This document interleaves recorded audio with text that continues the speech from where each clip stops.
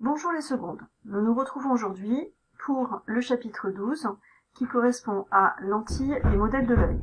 C'est un nouveau chapitre et il commence par une activité qui était à faire pour aujourd'hui, donc l'activité A. Dans ce premier document, nous allons présenter en fait deux types de lentilles qu'il va falloir effectivement retrouver. Ensuite, dans un deuxième temps, il va falloir acquérir du vocabulaire et la manière de symboliser les lentilles. La troisième étape du travail est de comprendre le fonctionnement des différents rayons particuliers au travers de la lentille, qui vont vous permettre ensuite de faire des constructions géométriques. Vous avez un document qui vous permet, une vidéo faite par un collègue, qui vous permet de comprendre tout ça. On vous demandait dans la première question de savoir, dans ces documents 1 et 2, quelle catégorie de lentilles on pouvait avoir. Alors on voit bien effectivement qu'il va y avoir deux catégories de lentilles, celle qu'on appelle A et celle qu'on appelle B. Dans la catégorie A, on voit effectivement que les bords sont toujours minces, quelle que soit la forme de chaque lentille, et que le centre est plus large. Donc on parle à bord mince et centre épais, alors que pour l'autre catégorie de lentilles, vous avez les bords qui vont être épais, quelle que soit la forme de la lentille, et le centre qui va être mince. Donc ça fait bien deux catégories de lentilles, comme c'est indiqué, des lentilles convergentes et des lentilles divergentes. Ce qui vous permet de remplir le premier paragraphe de la réponse aux questions. Ensuite, pour ce qui est des rayons qui sont dans la lentille, il faut savoir que pour la suite du cours, on ne va s'intéresser qu'à un seul type de lentilles. On va s'intéresser en fin de compte qu'aux lentilles convergentes, donc celles qui se trouvent être à bord mince et centre épais, comme ici représenté sur ce schéma-là. Pour cette lentille-là, on a vu qu'il y a trois types de rayons. Donc le premier rayon, on va parler du centre optique. Le centre optique de la lentille, c'est ce qui est représenté par O ici, et qui est en fait ce point particulier où on voit que les rayons se croisent sans changer de direction. En d'autres termes, en réponse ici, ils émergent sans être déviés. Émerger veut dire qu'ils vont sortir de la lentille sans changer effectivement de trajectoire. On voit que ces rayons ne changent pas de trajectoire. Le rayon qui avant la lentille est parallèle à l'axe optique, c'est-à-dire celui-ci, on voit bien qu'il est parallèle à l'axe optique étant le pointillé représenté ici, qui est une ligne imaginaire, qu'on représentera par ce pointillé-là. Vous avez donc pour ce rayon qui va arriver jusqu'à la lentille parallèle à l'axe optique, il va sortir en passant par un point particulier qu'on appelle foyer image de la lentille. Donc vous remplissez la suite de la phrase de la même manière. Nous avons donc le dernier type de rayon, c'est celui qui va passer par le point particulier F. Le point F est un point qui appartient à l'axe optique, qui caractérise la lentille, et qui se trouve avant la lentille. Donc faites attention, la lentille est ici, ce qui est avant est à gauche, ce qui est après est à droite. Donc ici on est bien avant la lentille, la lumière et la source lumineuse passant de gauche vers la droite, et donc vous avez avant cette lentille les rayons qui vont se croiser en F, et en fait on voit que quand ils émergent après lentille, se trouvent être parallèles. Donc ce type de rayon-là et ce type de rayon-là sont déviés par la lentille, ce type de rayon-là ne sont pas déviés par la lentille. Ce qui permet donc de compléter effectivement la dernière phrase, et qui a le dernier type de rayon, ici, émerge parallèle à l'axe optique. On a vu que F et F' étaient deux points particuliers. Ils sont points particuliers puisqu'en fait ils sont images l'un de l'autre par rapport à O. On appelle cette notion la notion de symétrie. Donc F et F' sont des points symétriques par rapport à la lentille. On voit qu'ils sont à égale distance de O de part et d'autre. Il s'agit donc dans ce schéma-là de reproduire les rayons correspondants. Le premier rayon que vous avez tracé, il passe par le centre O et n'est pas dévié. Alors ce que je n'ai pas fait, c'est la petite flèche qui se rajoute ici et qui se rajoute là pour indiquer que la lumière va de gauche vers la droite. Donc quand on dit avant la lentille, c'est la partie gauche, et après la lentille, ou derrière la lentille, c'est à droite. Ensuite, on a le deuxième rayon, rappelez-vous, c'est le rayon qui est parallèle à l'axe optique. je vais le dessiner d'une couleur différente. Voici le deuxième rayon parallèle à la lentille. Alors j'aurais pu le faire à n'importe quel niveau, hein. L'idée c'est que je fasse un rayon. Pour l'instant, il n'y a pas de construction d'image. Donc le rayon ici est issu de la partie gauche. Et dès qu'il touche la lentille, ceci étant le symbole de la lentille, on retrouve bien les bords minces. Et si on complétait ici, on retrouverait le centre épais de la lentille. Regardez, ici et là.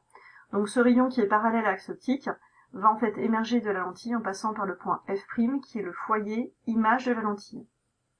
Il s'agit de faire le troisième rayon. Rappelez-vous, c'est celui qui passe par F. Je vais le faire de couleurs différentes.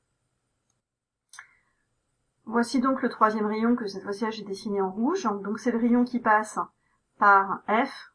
Ah, mon dessin ne va pas être très bien fait, ce qui va donner effectivement un schéma faux. Donc faites attention que quand vous passez par F, il faut vraiment que la ligne traverse la croix.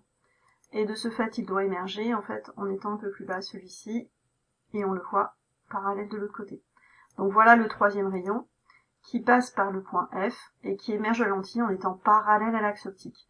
Donc vous avez besoin pour la suite du chapitre de papier à petits carreaux et bien sûr d'une règle, et vous êtes autorisé à des couleurs différentes de façon à repérer ces trois rayons.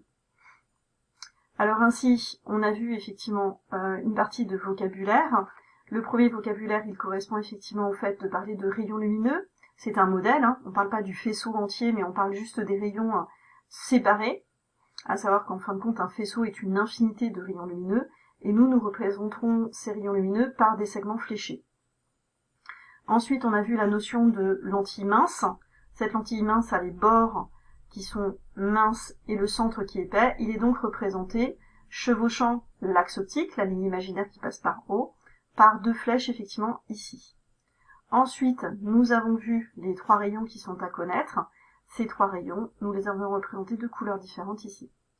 Il faut donc être capable, dans une représentation graphique, de représenter F, O et F', afin effectivement de commencer à dessiner une lentille qui correspond à une situation.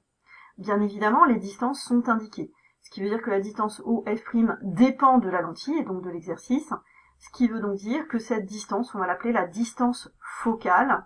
Elle correspond effectivement à la distance entre le point O et le point F', ou entre le point O et le point F, puisque effectivement il s'agit de la même distance, O étant le centre du segment, F'. Maintenant que vous avez compris, je vais vous laisser regarder l'expérience que vous auriez dû faire au laboratoire et apprendre à construire une image.